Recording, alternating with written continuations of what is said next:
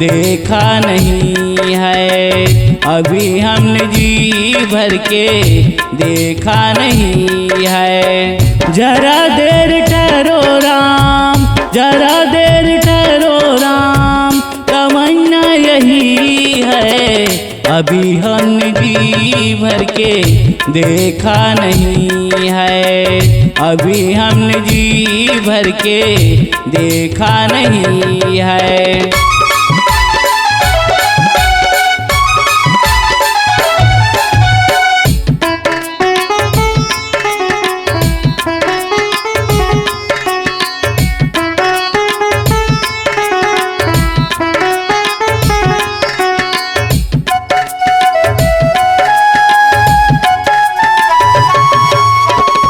कैसे घड़ी आज जीवन की आई, अपने ही प्राणों की करते विदाई।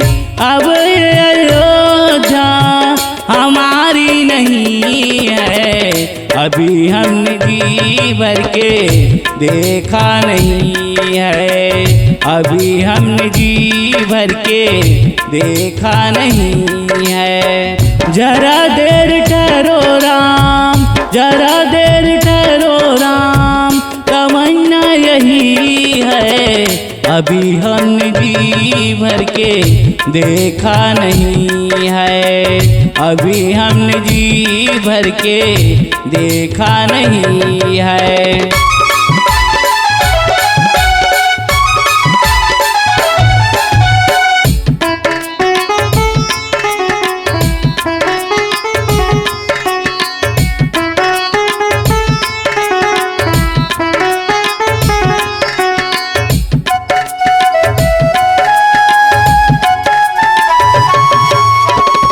माता कौशल्या के आँखों के तारे, दशरथ जी के हो राज दुलारे।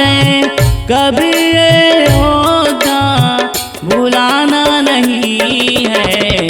अभी हमने जी भर के देखा नहीं है। अभी हमने जी भर के देखा नहीं है। जरा देर ठहरो राम, जरा देर ठहरो राम, तमन्ना यही है। अभी हमने जी भर के देखा नहीं है। अभी हमने जी भर के देखा नहीं है।